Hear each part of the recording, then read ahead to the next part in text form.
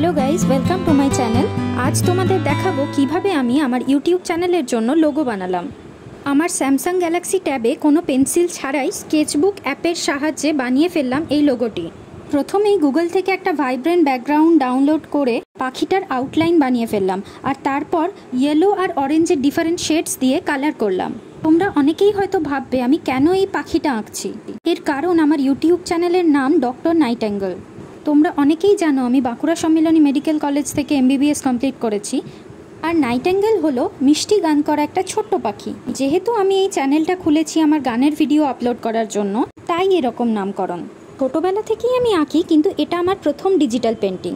আমার traditional painting বেশি interesting লাগে, কারণ এতে 2-3টে রং মিশিয়ে একটা নতুন রং তৈরি করার আনন্দ পাওয়া যায়। আর ডিজিটাল পেন্টিংয়ে সব রঙই অ্যাভেলেবেল থাকে। একদিন আমার টি-শার্ট পেন্টিং, ক্যানভাস পেন্টিংগুলো তোমাদের সাথে শেয়ার করব। দেখো, কথা বলতে বলতে আমাদের ইমাজিনারি নাইটেঙ্গেল কিন্তু তৈরি হয়ে গেছে। এরপর ওর জন্য একটা গাছের ডাল দিয়ে স্টেজ বানিয়ে দিই, যাতে ও বসে বসে মনের আনন্দে গান করতে পারবে। ভালো লাগলে চ্যানেলটাকে অবশ্যই সাবস্ক্রাইব করে দিও। Thanks for watching, stay healthy.